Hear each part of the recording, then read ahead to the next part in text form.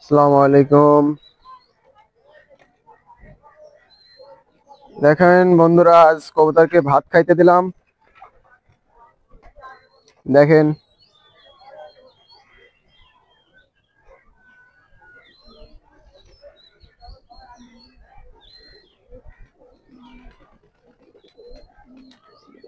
কবুতরকে ভাত খাইতে দিলে কবুতরের যে বডি ফিটনেস এটা ঠিক থাকে। অনেকে মনে করে যে কবুতরের পা পড়ে যায়, এই বিভ্রান্ত ধারণা আছে আমাদের গ্রাম অঞ্চলে যারা কবুতর পোষেন। তারা অনেকে মনে করেন যে কবুতরের মানে পা পড়ে যায় বা অনেক সমস্যা হইতে পারে, কিন্তু কিছুই হয় না, বরং যারা ভালো হয়। দেখেন আপনারা আমার কবুতরের ভাতের প্রতি তাদের আকর্ষণ একটু অন্যরকম। দেখেন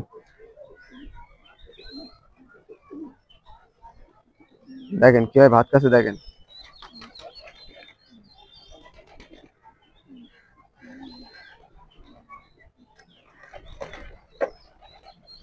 কবুতরকে আপনি যেভাবে আপনি পালতে চান সেভাবেই সে গড়ে উঠবে। তাকে যেভাবে অভ্যস্ত করবেন সে সেভাবে উঠবে। দেখেন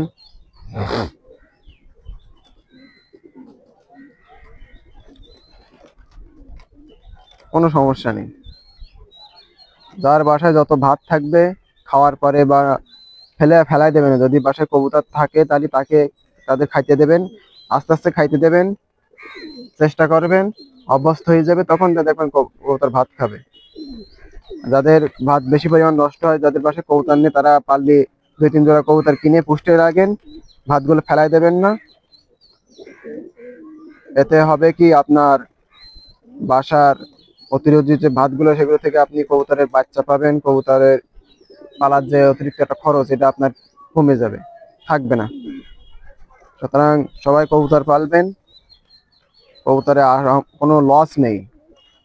হয়তো হ্যাঁ বলতে পারবো না বিশাল হাইফাই লাভ আছে, কিন্তু না, হাইফাই লাভও নেই আবার লসও নেই।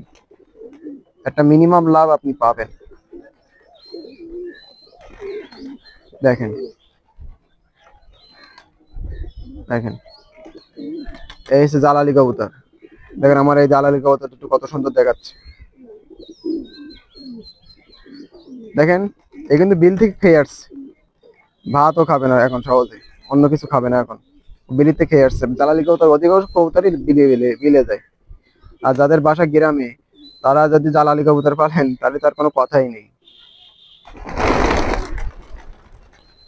দেখেন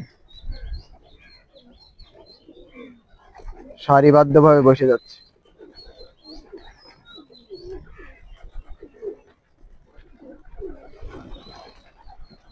দেখেন আমাদের নতুন বাচ্চাগুলো ভাত খাচ্ছে কেমন। দেখেন এই দেখেন নতুন বাচ্চাগুলো কেমন ভাত খায়। কোনো সমস্যা না, কবুতর পালায় কোনো লস নেই, সবটাই লাভ। দেখেন ভিউয়ার্স, এই দেখেন আমার বাসার বুনোগুলো শুধু দেখেন আপনারা। এই দেখেন চোখ জোড়ানো বুনো, চোখ জোড়ানো বুনো।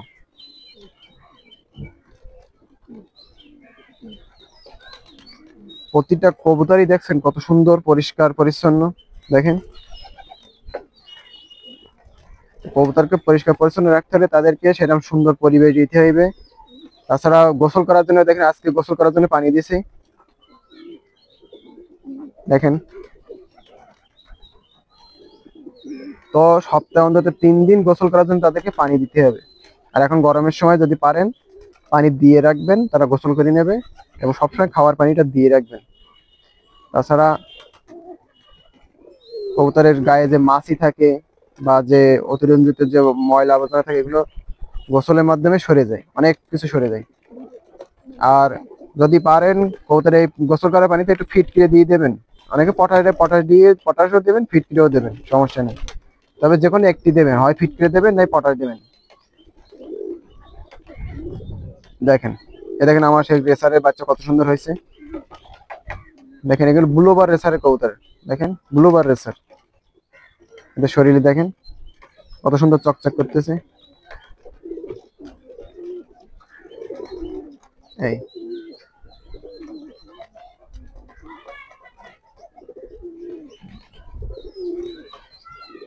তো সম্মানিত বন্ধুরা, ভালো থাকেন সবাই।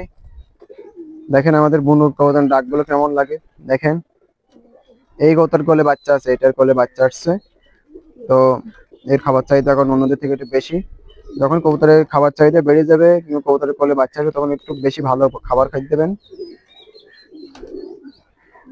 তো সবাই ভালো থাকুন, দেখা হবে অন্য কোনো পর্বে ইনশাআল্লাহ। আসসালামু আলাইকুম।